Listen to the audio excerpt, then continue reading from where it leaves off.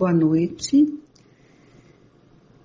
Mais uma palestra que daremos início, sempre com muita gratidão a Deus e a Jesus por essas oportunidades de estudo, de leitura, que tanto nos alimentam a nossa alma, nos trazem reflexões, força, coragem, lembrando do nosso compromisso com relação à vida que Deus nos concedeu.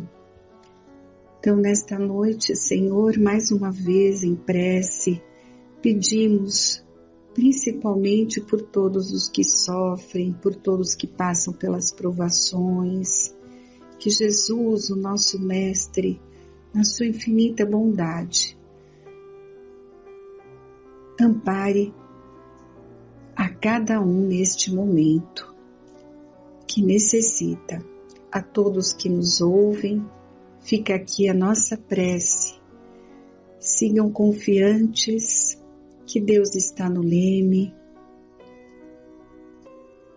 Orai e vigiai os pensamentos. Não deixe que tristezas, angústias envolvam os seus corações. Lembre-se que tudo é aprendizado e nada acontece sem a permissão de Deus. Nesse momento muito importante estarmos em prece, numa sintonia positiva, auxiliando a tantos que precisam materialmente, espiritualmente. Esse é o nosso aprendizado. E que a Tua paz, Senhor Jesus, envolva todos os corações. Pai nosso que estais no céu, santificado seja o Teu nome. Venha a nós o Teu reino, Senhor. Seja feita a Tua vontade e não a nossa, assim na terra como no céu. Pão nosso de cada dia dai-nos hoje. Perdoa, Senhor, as nossas dívidas, assim como perdoamos aos nossos devedores. Não nos deixeis cair em tentação e livra-nos de todo o mal. Que assim seja. Nós sempre iniciamos a primeira parte da nossa palestra com a leitura de um capítulo do Evangelho segundo o Espiritismo. Como sempre falamos, o Evangelho ele tem que ser um livro de cabeceira, de leitura diária, obrigatória, de leitura preparatória de reuniões doutrinárias, né? É um livro de estudo, para que a gente possa melhor compreender os ensinamentos de Jesus e também da doutrina espírita. Hoje nós vamos estudar justamente o primeiro capítulo do Evangelho, onde ele fala sobre Moisés, Cristo. O título é Não Vim Destruir a Lei.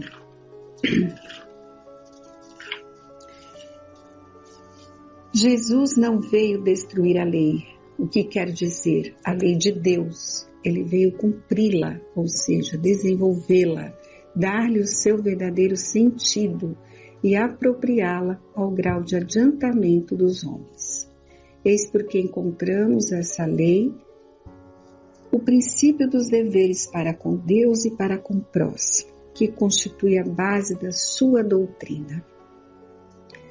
Jesus combateu constantemente o abuso das práticas exteriores e as falsas interpretações, e não podia fazê-las passar por uma reforma mais radical do que reduzindo-as a essas palavras: amar a Deus sobre todas as coisas e ao próximo como a si mesmo. Esta é a lei, esta é toda a lei e os profetas. Ele veio ensinar aos homens que a verdadeira vida não está na terra, mas no reino dos céus. Ensinar-lhes o caminho que os conduz até lá. Os meios de se reconciliarem com Deus e os advertir sobre a marcha das coisas futuras para o cumprimento dos destinos humanos.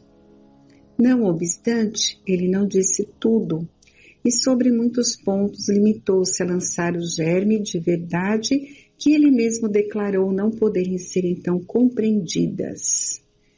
Essas ideias não podiam surgir antes de um certo grau de amadurecimento do espírito humano. A ciência devia contribuir poderosamente para o aparecimento e o desenvolvimento dessas ideias. Era preciso, pois, dar tempo à ciência para progredir. Esse texto está no Evangelho, nos lembrando da importância da vinda do Mestre Jesus à Terra e que, naquela época, ele não poderia ter falado tudo, né? Ele mesmo nos alertou que ele enviaria o Consolador prometido para que completasse os seus ensinamentos. E hoje sabemos que o Espiritismo é o Consolador prometido por Jesus, né? E nesse momento tão difícil para a humanidade terrestre, porque é um momento de provação. Sabemos que Jesus, ele foi o co-criador do planeta Terra, né? E ele acompanha o desenvolvimento do planeta desde a sua criação, dos seres humanos. Então, com certeza, ele está ao nosso lado, coordenando todas as equipes dos benfeitores amigos. Por isso que estejamos em prece, lembrando desse Mestre amado, né? Pedindo assistência do plano espiritual, para que combata o nosso orgulho, nossa vaidade, nosso egoísmo, porque esse é o aprendizado, nos tornarmos pessoas melhores. Jesus, quando veio à Terra, ele deixou-nos um código de vida. Entretanto, devido ao nosso atraso moral, intelectual, ele não pôde falar tudo, né? Ele nos falou que enviaria, como nós falamos, o Consolador prometido, para completar os seus ensinos. E nos deixou essas colocações tão importantes que devemos lembrar constantemente. Se me amais, guardais os meus mandamentos, e eu rogarei ao Pai, e Ele vos dará outro Consolador, para que fique eternamente convosco, o Espírito da verdade, a quem o mundo não pôde receber, porque não o vê, nem o conhece, mas vós o conhecereis, porque Ele ficará convosco e estará em vós. Mas o Consolador, que é o Espírito Santo, a quem o Pai enviará em meu nome, vos ensinará todas as coisas e vos fará lembrar de tudo o que eu tenho dito. Isso foram palavras do nosso Mestre Jesus. Ele sabia das nossas dificuldades, né? Ele conhecia o ser humano e que a gente poderia estar deturpando os ensinamentos. E é por isso que ele nos deixou esse recado, que mais para frente viria o Consolador, para que reforçasse, aclarasse tudo aquilo que ele falou na época em que viveu aqui conosco na Terra. Então, que é o Espiritismo, né? Hoje sabemos que é a terceira revelação, é o cristianismo redivivo, o Consolador prometido por Jesus. Então, hoje vamos refletir sobre a importância, né? Quem foi Jesus e qual a sua importância para o mundo e para a doutrina espírita. Jesus é o espírito mais iluminado que a Terra conheceu. Veio até nós amando do Pai, né, do nosso Pai, Deus Criador, para que nos ensinasse a ciência do bem viver, que ele já conhecia e praticava desde há muito. Jesus é um espírito divino, celeste, né, missionário, que veio à Terra para nos ensinar a amar. Então foi de uma importância sublime sua vinda, né, para a humanidade terrestre. Mesmo para quem ainda não reconhece, que muitos, né, infelizmente, ainda não conhecem, não respeitam, não reconhecem Jesus como espírito missionário, mas todos recebem as influências dos seus ensinos. Muitos perguntam se viria um novo Messias para a Terra nos dias atuais, mas não haveria necessidade de nenhum espírito missionário renascer aqui, pelo menos nesse momento, né? O retorno do Mestre Jesus se fez através da doutrina espírita, que é justamente a terceira revelação, o Consolador prometido que ele mesmo prometeu. E muitas pessoas criticam, né, ou comentam que é muita pretensão o Espiritismo falar que é o Consolador prometido por Jesus. Mas vamos refletir o porquê não seria, se o Espiritismo nos dá todas as respostas capazes de acalmar os nossos corações, de falar ao nosso entendimento, preenchendo as lacunas deixadas, né, pela cultura humana. Jesus falou sobre tudo isso, né, em parábolas, não se aprofundou, porque justamente as pessoas daquela época não tinham condições.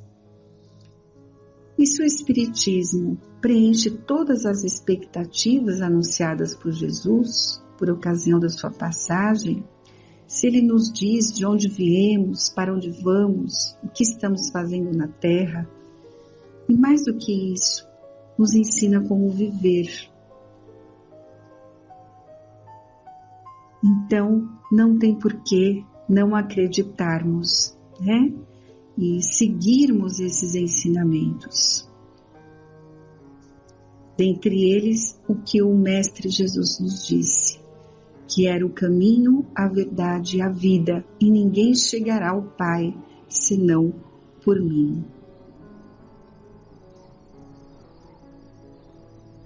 Infelizmente, até hoje, muitos ainda não o conhecem, mas o objetivo é desenvolver a fé. Todos nós temos o potencial divino em nós e o objetivo é desenvolver a fé. E como ele disse, ele é o caminho, né? Muitos ainda que estão encarnados aqui na Terra são espíritos imaturos no campo do aprendizado espiritual. Já foram beneficiados pelos melhoramentos que o mundo recebeu a partir do advento do cristianismo. Então, o fato de ter renascido na Terra, de termos vivenciado a vinda de Jesus, tudo isso já foi uma oportunidade que Deus deu a todos nós, espíritos imperfeitos em evolução. Somos espíritos milenares, estamos aqui, né, praticamente desde a criação do planeta Terra. Alguns foram exilados de outros planetas, e colocados aqui no início todo desse planeta. E essas revelações do mundo oriental que já tivemos, né, revelações surgidas em outros povos, em outras épocas, na China, na Índia, no Tibete, também concentram ensinamentos que participam das 3 revelações, né? A verdade é uma só, está contida em todos os ramos do conhecimento humano. Só que nós, os homens, temos um mau hábito de deturpar esses ensinos com os nossos próprios erros. Isso é, materializarmos o que é espiritual. Como espíritas, sabemos que ninguém está abandonado. Em qualquer parte do mundo somos espíritos em evolução. Independente da religião, já falamos que as religiões são caminhos aqui na Terra que nos levam a Deus. O objetivo é desenvolver o potencial divino, desenvolver a nossa fé, seguir os ensinamentos do Evangelho, que é amar ao próximo como a si mesmo, fora da caridade não há salvação. Então, a doutrina espírita, Consolador prometido, é a complementação dos ensinos de Jesus e ficará entre nós eternamente.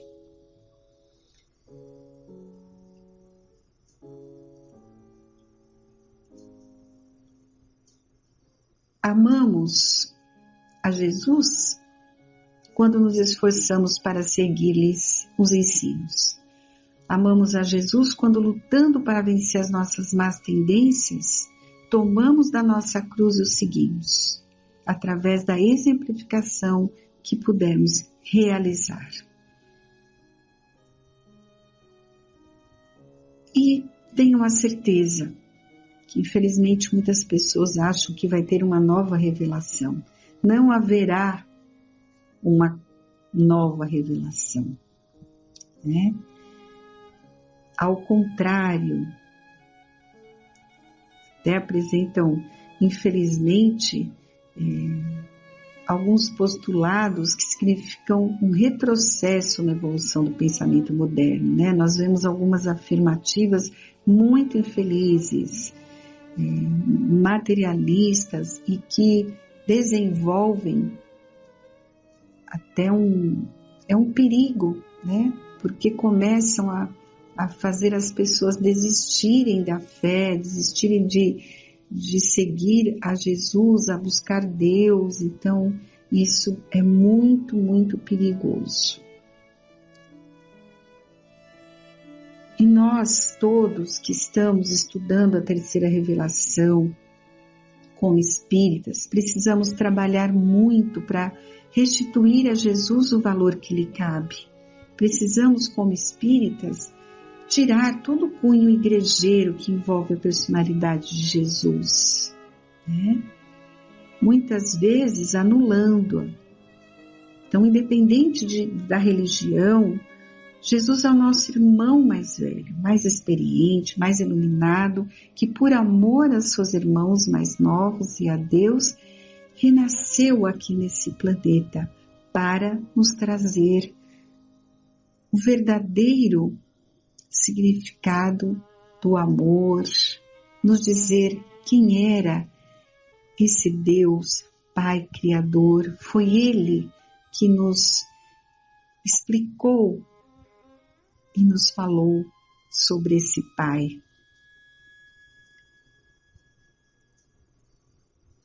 E Deus nunca nos abandona. E o Espiritismo não tem a pretensão de ser o único meio de evolução para o homem. É a terceira revelação. Mas cada um segue o seu caminho. Alguns estão mais receptivos a todos esses ensinamentos, outros ainda não. Chegará um dia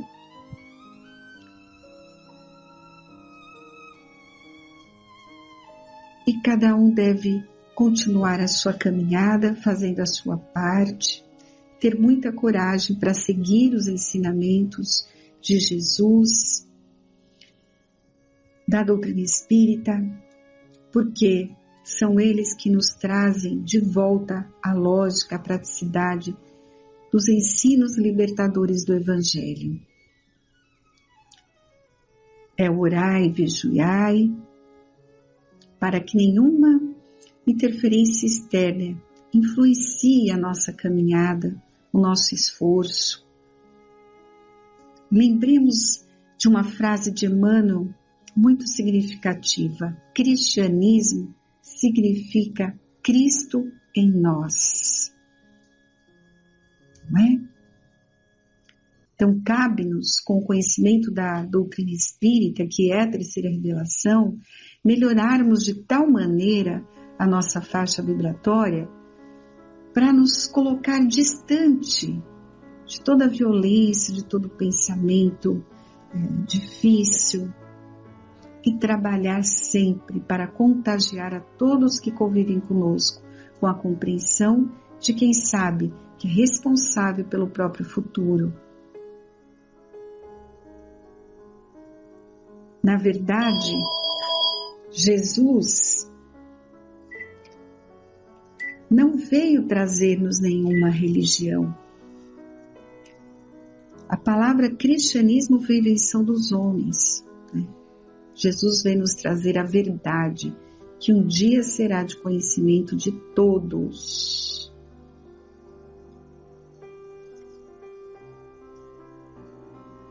Então sigamos em frente, confiantes, estudando essa terceira revelação,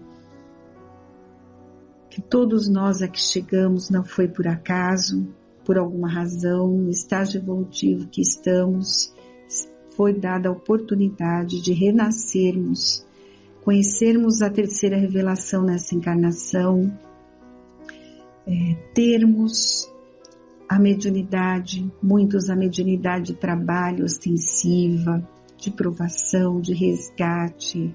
Então, muita gratidão a Deus por tudo isso. Sigamos em frente, agradecendo muito a Deus e aproveitando, porque a quem muito foi dado, muito será pedido, não é mesmo?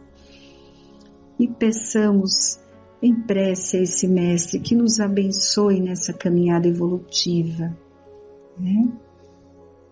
Fiquem todos com Deus e continuem a segunda parte da palestra desta noite.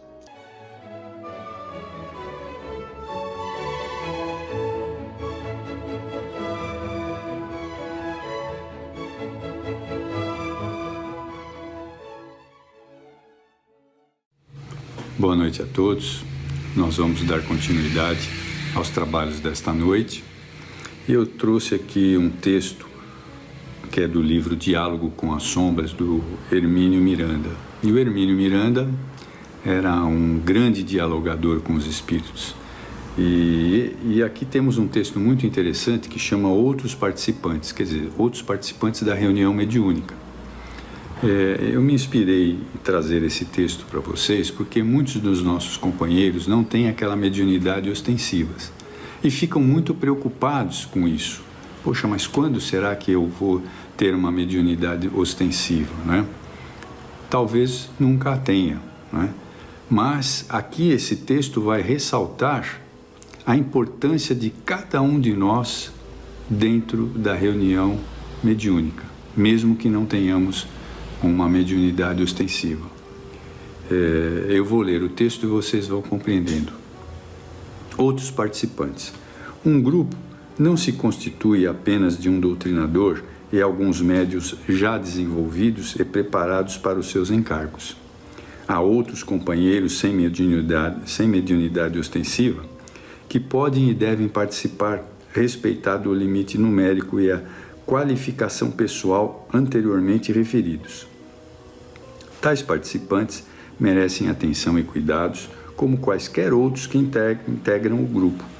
Devem obedecer à mesma disciplina, entregar-se ao mesmo aprendizado doutrinário e à mesma atenta observação a que cada um dos demais é submetido. Pois, ainda que não manifestadamente também trazem ao grupo a sua contribuição. São geralmente amigos e parentes de um ou de outro membro e sentem-se atraídos pelo trabalho. É necessário estudar bem e discutir com franqueza as suas motivações. Estão interessados num trabalho sério, cansativo, contínuo e disciplinado? Acham-se apenas impulsionados pela curiosidade passageira? Integram-se bem ao grupo, mantendo boas relações de amizade com os demais componentes? Estarão dispostos a contentar-se com uma tarefa aparentemente inútil e apagada? O trabalho nos grupos de desobsessão não oferece atrativos àqueles que não estejam preparados para a dedicação, sem escolher funções e sem buscar funções de relevo. Não apresenta, ademais, fenomenologia espetacular para discutir aqueles que buscam nos fatos mediúnicos apenas a manifestação mais dramática, como as de efeito físico, materializações, transportes, levitação e outras, nem comunicações de espíritos luminosos ou célebres. Ele quis dizer aqui que nós não devemos nos preocupar com os efeitos da mediunidade, né? Os efeitos físicos, a psicofonia, a psicografia.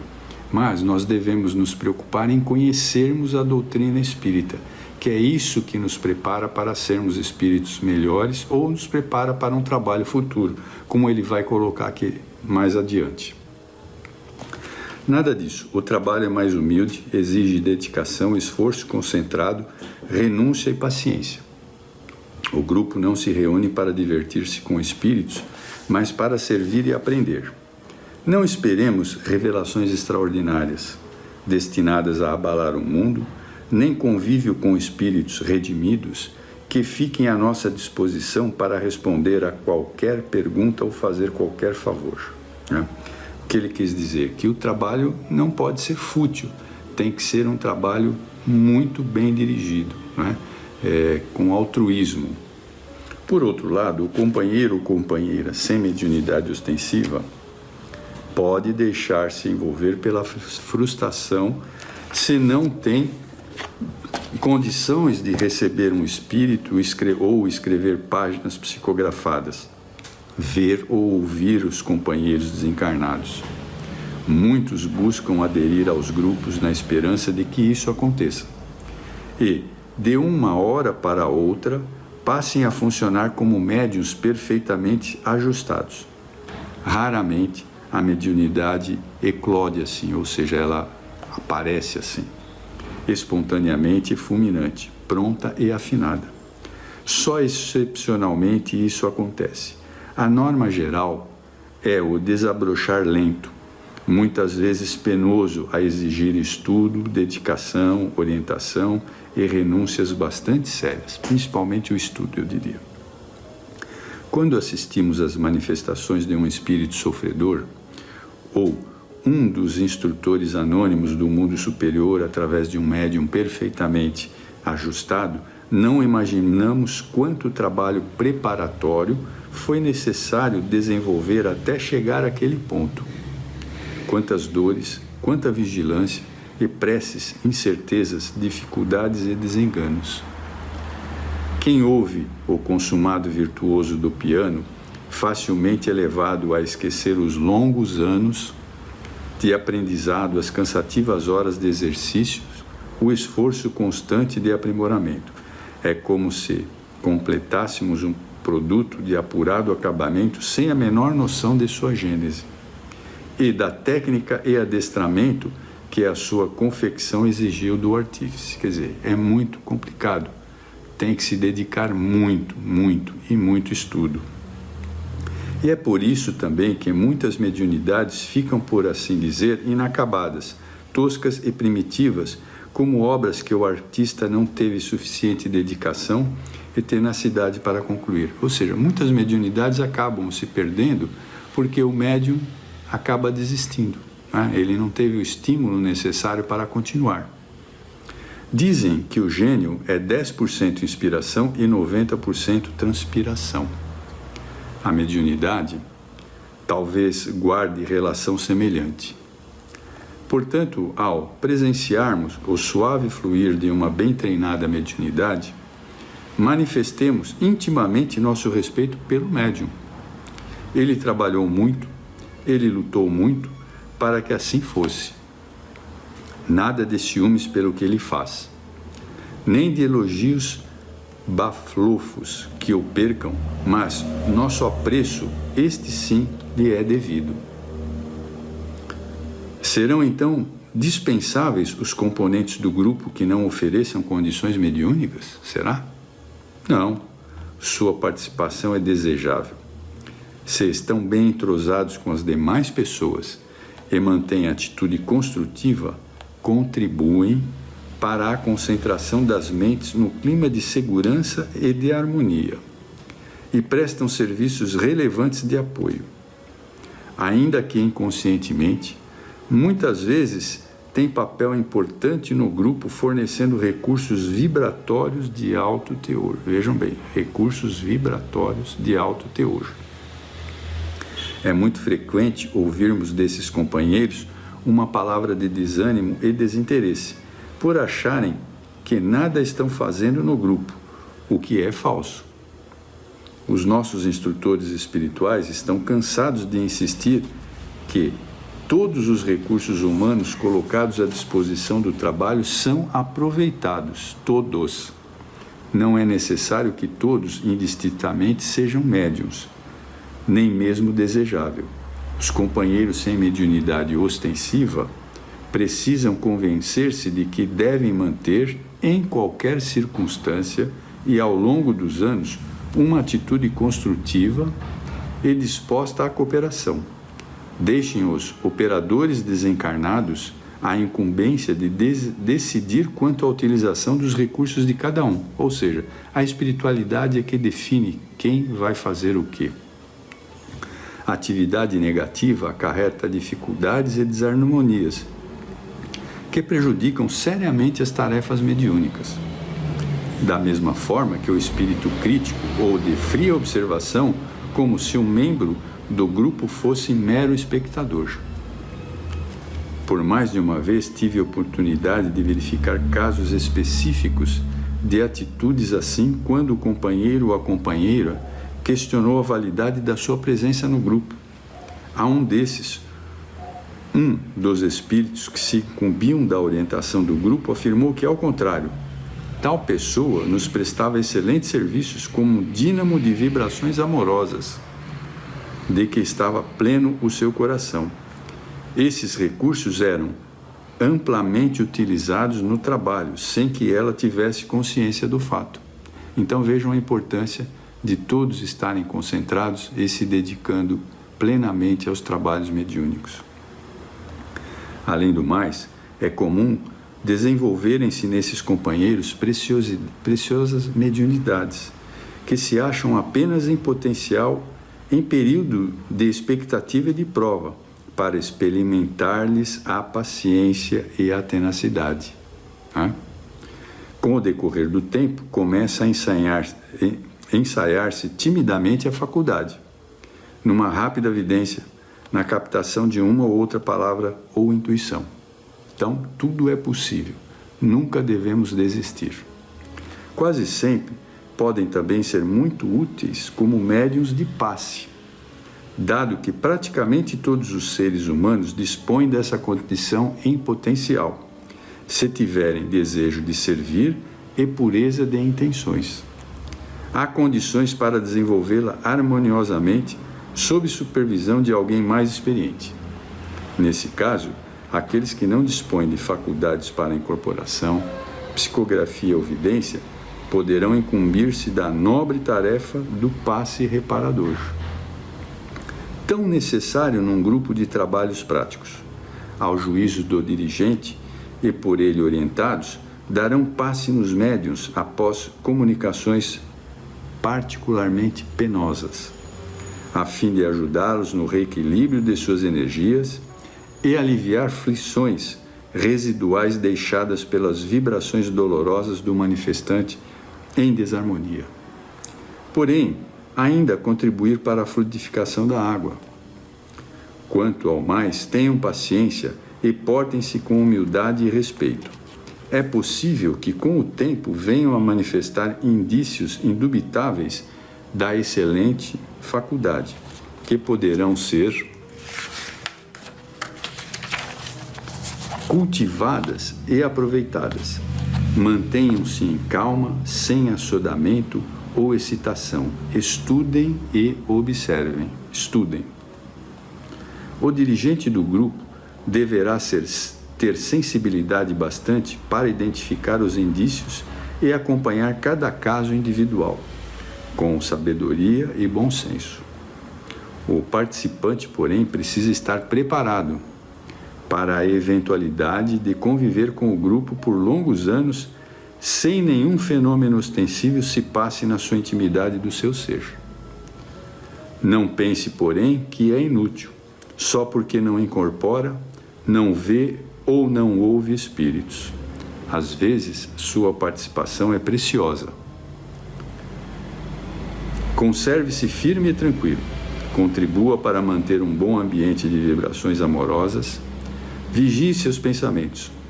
Permaneça concentrado e em prece nos momentos mais críticos, porque a espiritualidade está nos avaliando também, né? E se formos, como está descrito aqui no texto, poderemos ser utilizados de melhor maneira. Não se aflinja se a sua contribuição é menos ostensiva. Num grupo bem harmonizado, todos são úteis e necessários, como já ensinava Paulo há tantos séculos. Com efeito, dizia ele aos coríntios, o corpo não se compõe de um só membro, senão de muitos. Se o pé dissesse, como não sou mão, não pertenço ao corpo, deixaria de ser parte do corpo por isso? E se o ouvido dissesse, como não sou olho, não pertenço ao corpo, deixaria de ser parte do corpo por isso? Se todo o corpo fosse o olho, onde ficaria o ouvido? E se fosse todo o ouvido, onde ficaria o olfato? Nada, pois, de ambicionar ou mesmo desejar faculdades para as quais não estamos preparados, ou pelo menos ainda não estamos preparados, mas pode se preparar. Tenho sob esse aspecto uma experiência pessoal. Aqui ele vai dizer o caso do próprio Herculano. Vejam o que aconteceu com ele. Porque ele, vocês sabem, como eu comecei a falar no início, ele é um dos melhores dialogadores de todos os tempos nos grupos mediúnicos com os espíritos mais difíceis. Durante vários anos, frequentei um grupo mediúnico sem saber ao certo o que fazia. Sentava-me entre os companheiros, procurava portar-me com respeito, atenção e vigilância interior. Nenhum fenômeno, nenhuma forma de mediunidade, nem mesmo uma palavra perdida. Se eu tivesse captado, ou a fugaz visão de um companheiro desencarnado, a tudo ouvia, participando dos dramas e aflições dos irmãos desarvorados que então nos procuravam, acompanhando com interesse as instruções e observações dos nossos benfeitores desencarnados. Então, quer dizer, ele também não tinha nenhum indício de mediunidade, mas ele prestava atenção em tudo. Esse grupo, constituído de pessoas que muito se estimavam e se mantinham bem afinadas, não tinha, porém, a rigidez de uma disciplina mais rigorosa. Vários dos seus componentes conversavam com os espíritos ao sabor dos acontecimentos. Então, não tinham funções específicas no trabalho mediúnico. Os membros eram bons, por certo, porque nos esforçávamos por manter a harmonia. Sentíamos-nos, no entanto, que poderíamos fazer melhor a nossa tarefa e, uma noite, antes da reunião, tomamos algumas decisões mais dramáticas. Como o grupo não tinha uma liderança clara e específica, as tarefas foram distribuídas por uma espécie de consenso geral. A, B e C se limitarão às suas respectivas mediunidades, ou seja, os médios provavelmente de incorporação. D fará as preces de abertura e encerramento. E, voltando-se para mim, disse aquele que estava com a palavra, só você falará com os espíritos. Então vejam, porque nesse momento ele estava preparado para isso. Senti um frio por dentro. Eu, Que diria, meu Deus, aos irmãos aflitos e desarmonizados? O aprendizado dos tempos, em que fiquei como simples observador, revelou-se precioso, e ainda que, timidamente e sentindo cuidadosamente o difícil terreno em que pisava, comecei a tarefa que me fora atribuída, procurando corresponder às esperanças daqueles que me concediam. E foi assim que, inesperadamente, me achei investido de uma responsabilidade que nem suspeitava que me seria conferida. Não posso dizer se foi boa ou não, mas me conservaram o posto pelo resto do tempo em que o grupo funcionou. Este episódio é aqui documentado apenas para enfatizar as circunstâncias de que muitas vezes estamos no grupo sendo imperceptivelmente preparados e testados para responsabilidades futuras. Esperemos com paciência. E se não chegar o dia em uma participação mais dinâmica e efetiva, ou por outra mais ostensiva, não importa, não perdemos o tempo, ofertando o pouco de que dispomos. O dirigente do grupo deve estar bem atento a toda e qualquer contribuição desta natureza, estimulando-a com interesse, colocando à disposição do companheiro suas experiências e orientação, procurando ajudá-lo, assisti-lo no esclarecimento de dúvidas, quanto estudando junto com ele ou com ela, nas dificuldades da tarefa, oferecendo sugestões sem colocar-se na posição de mestre.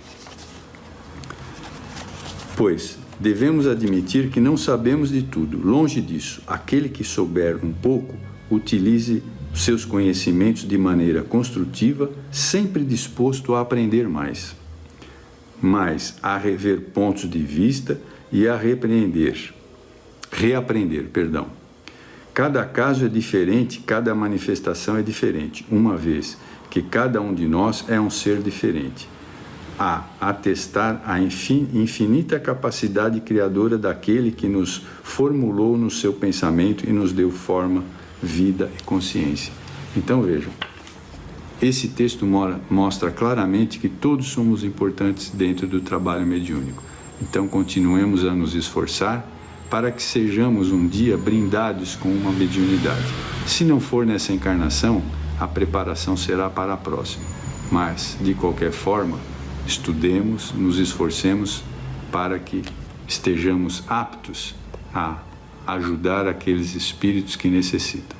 Desejo uma boa noite a todos, um bom final de semana e até a próxima vez. Obrigado.